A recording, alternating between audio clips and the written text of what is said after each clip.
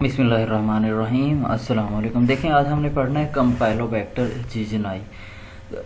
इसका इंट्रोडक्शन पढ़ना है और इसके करैक्टरिस्टिक्स पढ़ने हैं। देखें, जो सबसे पहले करैक्टरिस्टिक्स में है, कंपाइलोबैक्टर जिजेनाई सब स्पीशीज जिजेनाई से ताल्लुक़ रखता है, जो क्या है, जीनस कंपाइलोबैक्टर में से एक स्पीशीज है और इसकी जो फैमिली है कंपाइलोबैक्टेरिएसी है। सबसे पहले थियोडर एस्क्रिच ने 1886 में इसके ऊपर काम किया और इसको आइसोलेट किया। उसके बाद 1931 में जॉन्स और इसके साथियों ने इसको आइसोलेट किया। आइसोलेशन के बाद इसके ऊपर इन्वेस्टिगेशंस शुरू हो गई और जो इसकी टैक्सोनॉमी है, क्लिनिकल इम्पोर्टेंस है कंपाइलोबैक्टर की, उसको बहुत ज़्यादा एक्सपेंड किया गया और इसकी जो नंबर ऑफ जेनरा स्पीशीज जो एक दूसरे के साथ एसोसिएटेड थी उनके बारे में इन्वेस्टिगेशन हुई। 3 जेनरा यहाँ पे मेजर हैं, कंपाइलोबैक्टर है, आर्कोबैक्टर है और इसमें सल्फोरोस्पाइरलम है। किसमें? कंपाइलोबैक्टेरिएसी जो फैमिली है उसके अंदर इंक्लूडेड हैं। और जो कंपाइलोबैक्टर जिजेनाई है वो कंपाइलोबैक्टेरिएसी फैमिली की एक सब स्पीशी है, कंपाइलोबैक्टर जिजेनाई। जो फैमिली कंपाइलोबैक्टेरिएसी है इसमें 17 स्पीशीज मौजूद हैं, जिनमें से क्या है, विद इन द जीनस कंपाइलोबैक्टर। एक जीनस कंपाइलोबैक्टर के अंदर क्या है, 17 स्पीशीज हैं। जो 6 स्पीशीज हैं वो जीनस आर्कोबैक्टर की हैं, 6 स्पीशीज हैं जीनस सल्फोरोस्पाइरलम की। अब देखें, जो कंपाइलोबैक्टर है वो एक जीनस की टाइप है फैमिली कंपाइलोबैक्टेरिएसी के अंदर। कंपाइलोबैक्टर जो हैं वो ग्राम नेगेटिव हैं, हाईली मोटाइल हैं और ये एस शेप्ड होते हैं, कर्व या थिन स्पाइरल रॉड की तरह के होते हैं और इनके जो साइजेस होते हैं वो मुख्तलिफ होते हैं। 0.2 to 0.9 माइक्रोमीटर इनकी क्या होगी, विड्थ होगी और जो इनकी लेंथ है वो 0.5 to 5 माइक्रोमीटर तक हो सकती है। ठीक है, हमने इसमें देखा कि ये क्या है, कंपाइलोबैक्टर जिजेनाई क्या है, ग्राम नेगेटिव है, हाईली मोटाइल है, एस शेप्ड है, कर्व या थिन स्पाइरल रॉड्स हैं ये, और साइज इनके मुख्तलिफ हो सकते हैं। 0.2 to 0.9 माइक्रोमीटर जो है इसकी विड्थ है और 0.5 to 5 माइक्रोमीटर इसकी लेंथ है। अब यूनिक फीचर जो है कंपाइलोबैक्टर का वो ये है कि वो माइक्रो एरोबिक इन्वायरमेंट के अंदर ग्रो कर सकते हैं। माइक्रो एरोबिक इन्वायरमेंट क्या है, यहाँ पे लिटिल अमाउंट ऑफ ऑक्सीजन की मौजूदगी में भी क्या करते हैं, ये सरवाइव कर सकते हैं। इसको हम फैकल्टेटिव एरोब कह सकते हैं। ठीक है ना, कि अगर ऑक्सीजन कम मिकदार में भी मौजूद होगी तो क्या करेंगे, सरवाइव कर जाएंगे। अब जो है कुछ कंपाइलोबैक्टर्स जो स्पीशीज हैं उनको इंक्रीज्ड हाइड्रोजन 6% तक माइक्रोबियल ग्रोथ के लिए ज़रूरी होती है। और जो जीनोम कंपाइलोबैक्टर है इसकी जो स्पीशीज हैं वो वेरी करती हैं साइज में, अप्रॉक्सीमेटली 1.68 MB, ठीक है ना, मिली बेसिस से जो है 1.77 मिली बेसिस तक, और 29.64 to 34.54% इसमें गुआनिन साइटोसिन कंटेंट क्या होते हैं, वेरी करते हैं। किसमें? जीनोम ऑफ कंपाइलोबैक्टर स्पीशीज के अंदर।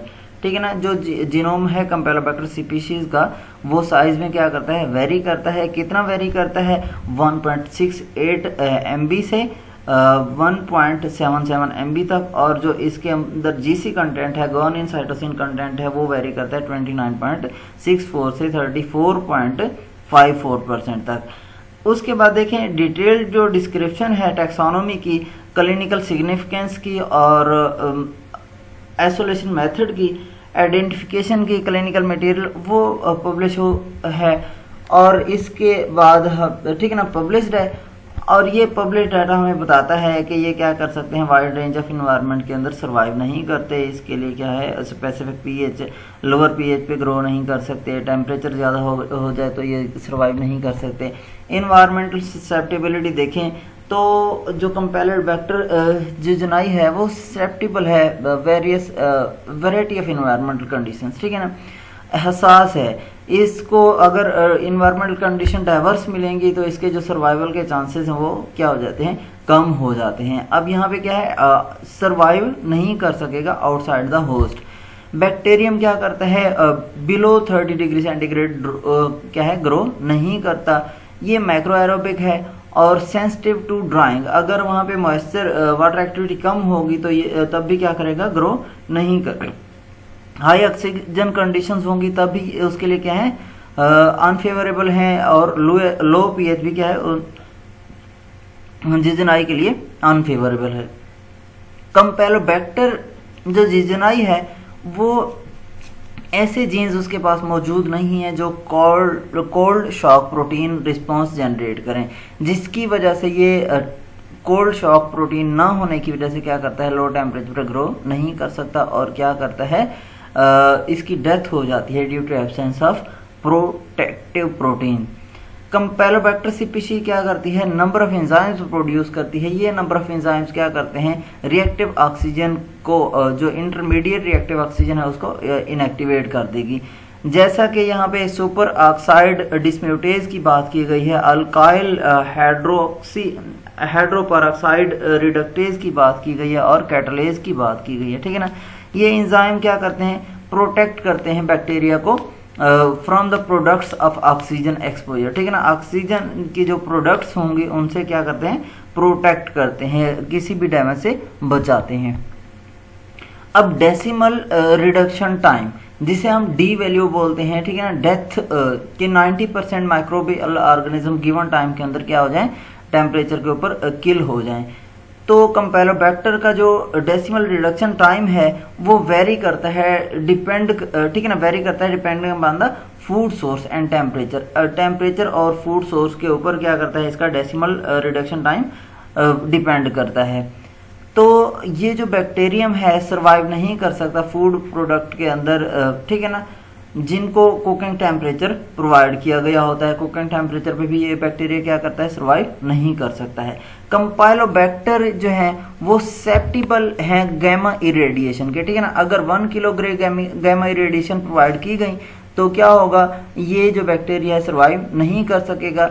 जो किलिंग का रेट है डिपेंड करता है फूड बीइंग प्रोसेस्ड के ऊपर, ठीक है ना, कि कौन सी फूड है, जो उसकी टाइप कौन सी है, ठीक है ना, तो कौन सी फूड किस तरीके से प्रोसेस की जा रही है, उस ये प्रोसेसिंग टेक्निक और फूड की जो टाइप है वो बता रही होगी कि गैमा रेज जो रेडिएशंस हैं वो कितना इफेक्टिव हैं। उसके बाद जो इरेडिएशन है वो लेस इफेक्टिव है फ्रोजन मटेरियल के लिए देन रेफ्रिजरेटेड या रूम टेम्परेचर मीट्स की निस्बत, ठीक है ना।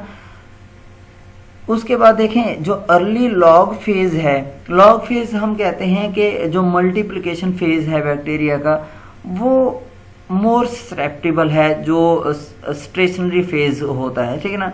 लॉग फेज के अंदर जिस तरीके से डबल मतलब लॉगरिथमिक वे से ग्रोथ हो रही होगी उसी तरीके से इसकी डेथ भी हो रही होगी अगर टेम्परेचर फ्लक्चुएट करेगा तो। कैम्पेलोबैक्टर सीपीसी क्या है, मोर रेडिएशन सेंसिटिव हैं अदर फूड बर्न पैथोजन की निस्बत, जैसा कि साल्मोनेला है। साल्मोनेला क्या करता है, रेडिएशन को बेयर कर जाता है, लेकिन जो कैम्पेलोबैक्टर सीपीसी है वो बेयर नहीं कर सकती। लिस्टीरिया मोनोसाइटोजेन बेयर कर सकता है, लेकिन क्या है हमारे पास जो कैम्पेलोबैक्टर है वो इतना बेयर नहीं कर सकती। इरेडिएशन ट्रीटमेंट जो इफेक्टिव है वो उतना ही काम करती है जितना लिस्टीरिया मोनोसाइटोजेंस के लिए काम करती है, ठीक है ना। तो जितना ही मोनोसाइटोसिन्स किल हो रहे होंगे उतना ही कैम्पेलोबैक्टर सीपीसी किल हो रही होगी। डिसइंफेक्टेंट्स की अगर बात करें जैसे सोडियम हाइपोक्लोराइड है, फिनोल है, ठीक है ना, एम्फाइल जिसे कहते हैं, आयोडाइड पॉलीविनाइल पायरोल आयोडाइन है, ठीक है ना। तो इसके अलावा जो है अल्काइल बेंजाइल डाइमिथाइल अमोनियम है, क्लोराइड है, ग्लूटरल्डिहाइड है, फॉर्मेल्डिहाइड है और एथेनॉल है, जिनकी एंटीबैक्टीरियल प्रॉपर्टीज हैं। क्या है, कॉमनली यूज कंसंट्रेशन है किसके लिए, डिसइंफेक्शन के लिए, और ये क्या करता है, इनके अगेंस्ट सर्वाइव नहीं करता। अस्कॉर्बिक एसिड की अगर हम बात करें तो 0.05% क्या करता है, ये इनहिबिट करता है कैम्पेलोबैक्टर सीपीसी के जो बैक्टीरिया, ठीक है ना, चांसेस हैं।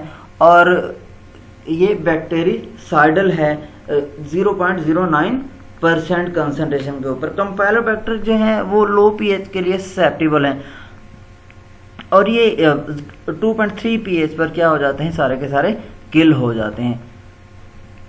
कंपाइलोबैक्टर वायबल रहते हैं और मल्टीप्लाई करते हैं बाइल के अंदर 37 डिग्री सेंटीग्रेड और सरवाइव करते हैं फीसेस के अंदर, मिल्क के अंदर, वाटर के अंदर और यूरिन के अंदर। अगर उन्हें 4 डिग्री सेंटीग्रेड पे रखा जाए then in material held at 25 degree centigrade, ठीक है ना। तो क्या है, इन मटेरियल के अंदर 4 डिग्री सेंटीग्रेड पे भी ये क्या करते हैं, ग्रो कर जाते हैं। उसके बाद मल्टी ड्रग रिफ्लक्स जो है system operate in Campylobacter jejuni likely play role in resistance to bile. ये क्या करता है, मल्टी ड्रग इफ्लक्स क्या करता है, रेजिस्टेंस क्रिएट करता है बाइल के अगेंस्ट। जो मैक्सिमम पीरियड है वायबिलिटी का कंपाइलोबैक्टर सीपीसी का 4 डिग्री सेंटीग्रेड पे क्या है, 3 वीक्स है। किसके अंदर 3 वीक्स फीसेस के अंदर है, 4 वीक्स वाटर के अंदर है। 4 डिग्री सेंटीग्रेड पे बात करें अगर, तो जो कंपाइलोबैक्टर सीपीसी है वो 3 वीक फीसेस के अंदर सर्वाइव कर सकती है, 4 वीक क्या है वाटर के अंदर, 5 वीक्स यूरिन के अंदर सर्वाइव कर सकती है। जो फ्रीजिंग है वो रिड्यूसेस करती है सेल नंबर कंपाइलोबैक्टर के। और जो कंटेमिनेट, ठीक है ना, कंटेमिनेटेड पोल्ट्री के अंदर जो फ्रीजिंग है कंपाइलोबैक्टर जो बैक्टीरिया होंगे उनके नंबर ऑफ सेल्स को कम कर देगी। लेकिन फ्रीजिंग के बाद अगर -20 डिग्री सेंटीग्रेड भी फ्रीजिंग है तो कंपाइलोबैक्टर क्या कर सकते हैं, रिकवर हो सकते हैं, ये दोबारा रीजेनरेशन की तरफ जा सकते हैं।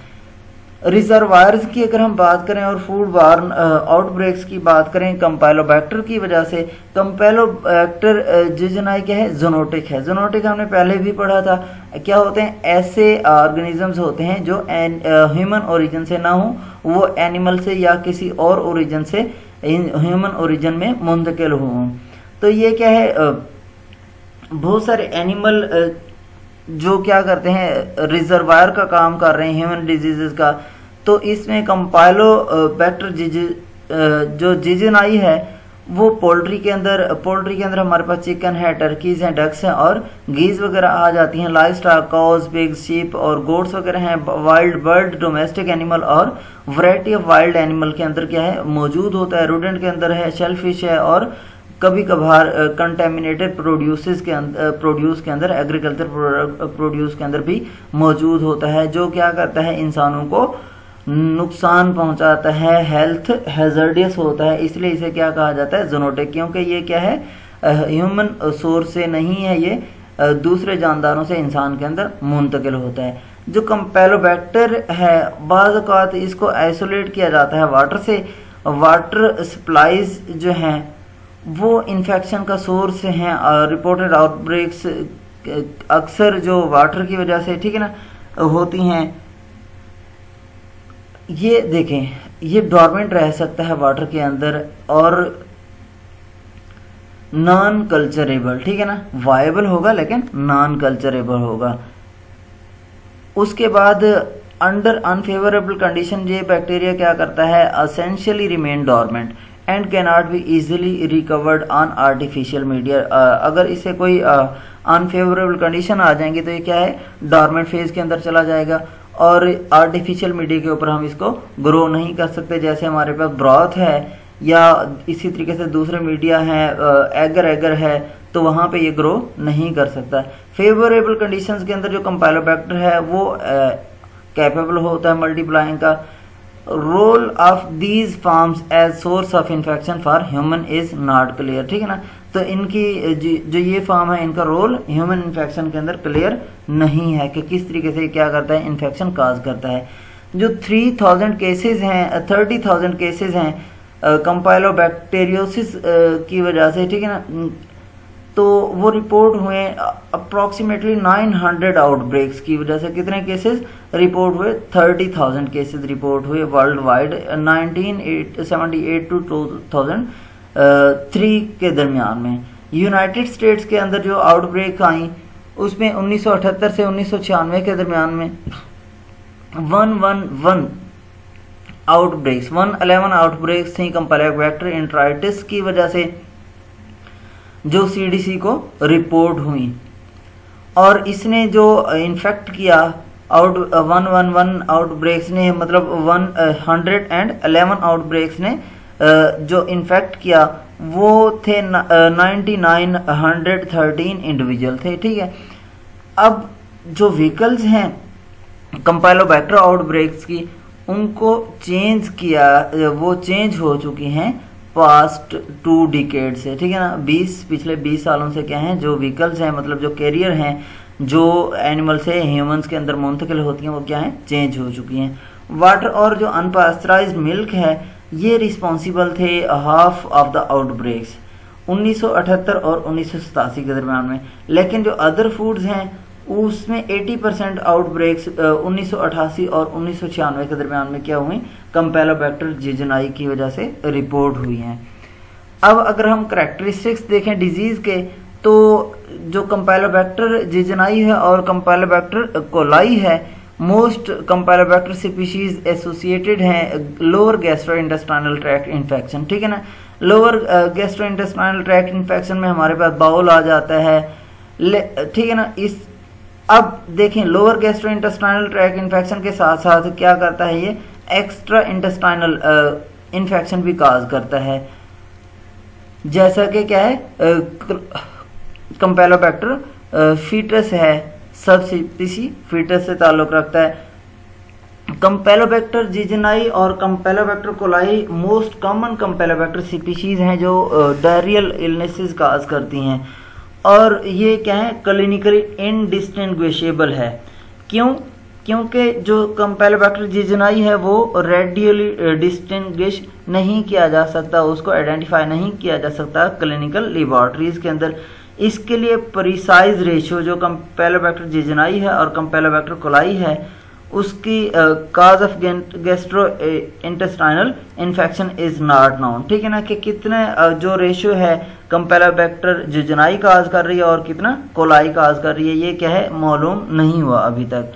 जो कंपैलोबैक्टर कोलाई है, ये अंदाजा लगाया गया है कि 5 से 10% जो कंपैलोबैक्टर आइसोलेटेड पेशेंट्स हैं, ठीक है ना, कंपैलोबैक्टर जो पेशेंट से आइसोलेट किया गया कंपैलोबैक्टीरियोसिस की वजह से, तो ये जो नंबर है पूरी दुनिया के अंदर मुख्तलिफ हो सकता है, ठीक है।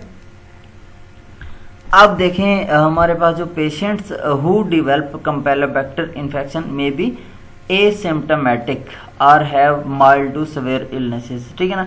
अब जैसे कि आजकल कोरोना वायरस की बात हो रही है, तो कोरोना वायरस क्या है, बहुत सारे केसेस ऐसे हैं एसिम्टोमेटिक केसेस को ज़्यादा क्या करार दिया जा रहा है कि वो ज़्यादा हैज़ार्डियस हो सकते हैं उन लोगों की निस्बत जो सिम्टोमेटिक हैं, क्योंकि सिम्टोमेटिक से तो हम बच सकते हैं लेकिन एसिम्टोमेटिक से हम बच नहीं सकते हैं।